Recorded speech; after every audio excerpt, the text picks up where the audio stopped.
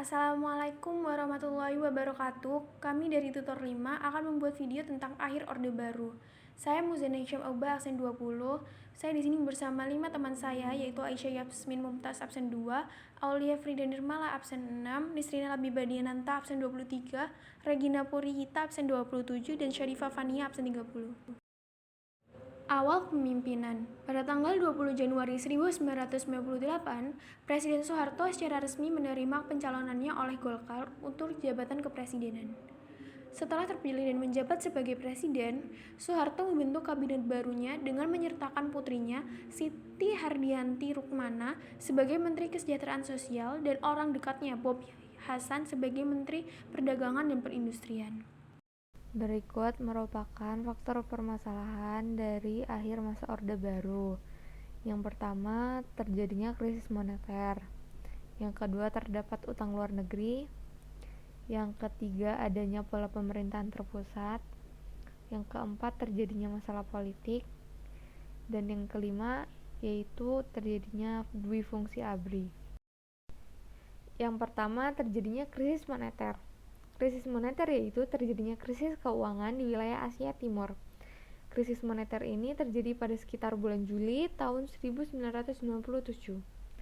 Krisis moneter ini mengakibatkan nilai tukar rupiah yang turun dari angka Rp2.575.000 per US dollar menjadi Rp2.603.000 per US dollar. Pada akhir bulan Desember, nilai tukar rupiah merosot tajam di angka Rp5.000 per US dollar. Pada bulan Maret tahun 1998, nilai tukar rupiah menjadi sangat terpuruk tajam di angka Rp16.000 per US dollar. Hal tersebut menyebabkan seluruh masyarakat di Indonesia dan seluruh penanam modal merasa panik, sehingga menarik semua saham yang telah ditanam di Indonesia. Faktor yang kedua adalah utang luar negeri. Utang luar negeri Indonesia memperparah kondisi keuangan Indonesia.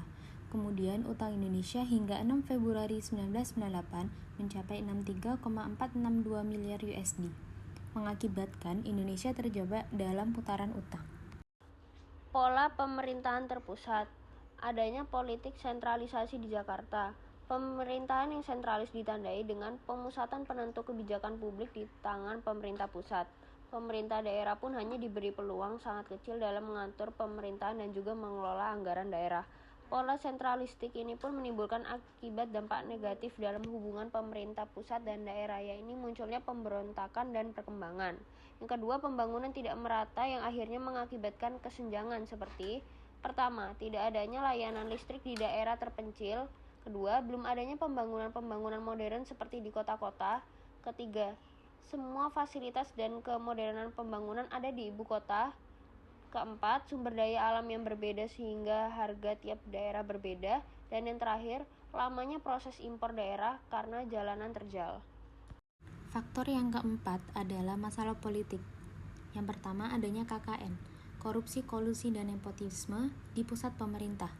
Kemudian pembatasan partai politik. Yang ketiga, munculnya duifungsi ABRI. Yang keempat, diskriminasi terhadap orang Tionghoa. Yang kelima, adanya tragedi Trisakti. Faktor yang kelima adalah duifungsi ABRI. Duifungsi ABRI merupakan sebuah konsep dan kebijakan politik yang mengatur tentang fungsi ABRI dalam tatanan kehidupan bernegara. Duifungsi ABRI memiliki arti bahwa ABRI memiliki dua fungsi, yaitu fungsi sebagai kekuatan militer Indonesia dan fungsi sebagai pemegangan, kekuasaan, dan pengatur negara. Gagasan duifungsi ABRI terlahir dari kenyataan sejarah bahwa rakyat dan ABRI adalah kekuatan yang terintegrasi dan merupakan kekuatan yang saling bekerja sama dalam berjuang mewujudkan Indonesia merdeka. Banyak kalangan menilai bahwa pemerintah Orde Baru telah menyimpang dari konsep duifungsi ABRI yang digagas oleh A.H. Nasution. Rakyat menilai bahwa duifungsi gagasan Nasution adalah dui pengabdian, sementara duifungsi gagasan pemerintah Orde Baru adalah dui kekuasaan, yaitu ABRI di samping sebagai kekuatan pertahanan dan keamanan, juga sebagai kekuatan sosial politik.